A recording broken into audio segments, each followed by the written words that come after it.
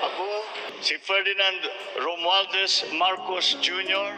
ay taimtim na nanunumpa. Natutuparin ko na buong katapatan at sigasig ang aking mga tungkulin bilang Pangulo ng Pilipinas. Ipapatupad ang mga batas nito, magiging makatarungan sa bawat tao at itatalaga ang aking sarili sa paglilingkod sa bansa.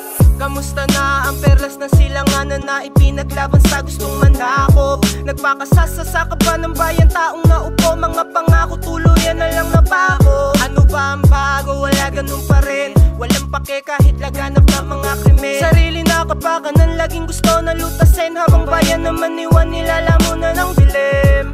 Ang mga Pilipino halos walang makain, patos na sa asin, may budbud lang sa kanin. Nasaan ang mga pangako?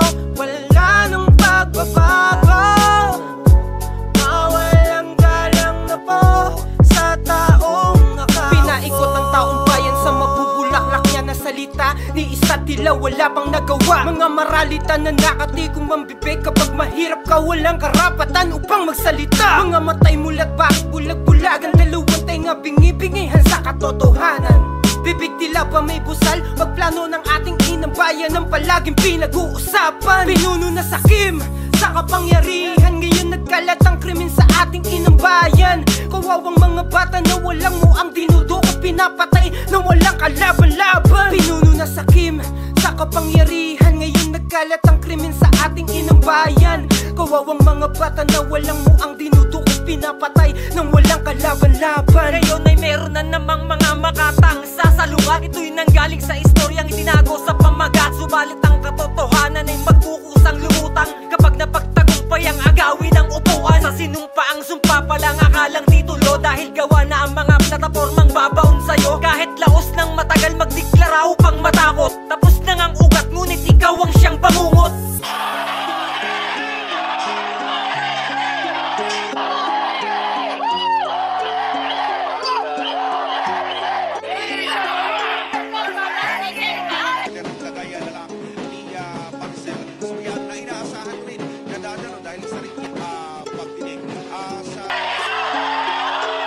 Kapalit ng salapi, sarili ay babalatan. Na problema ko anong sasabihin ng sambayanan. Sino bang may kakayahan? Alam mo ba ang nakaraan? Kung sino nga ang pumatay, wala pang nakakaalam. Ito bang sukle sa taglay mong kapangyarihan? Matapos kang ipaglaban hanggang sa maupo, wala pa rin nagbago dito sa lupang hinirang. At sa pagkakadapa, hindi pa rin makatayo.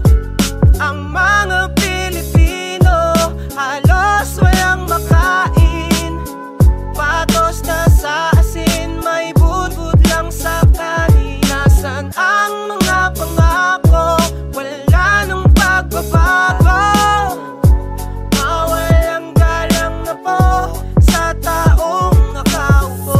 Bakit ginamit ang kapangyarihan sa mali? Ang dami na nagsisisi kung bakit naniwala pa sa mga plano mong walang katuturan. Pagkatapos iluklok ng taong bayan, ito pa ang magiging sukli. Pinaasa sa pangako ng bunga ng diktador, ito ba ang sinasabing bagong pamahalaan? Naririnig mo ba kung anong sinisigaw? Halos lahat sila ay gustong-gusto pang pababain. Hindi pa man nagtatagal sa pinamumunuan ng problema ng bansa ay gusto pang palalain.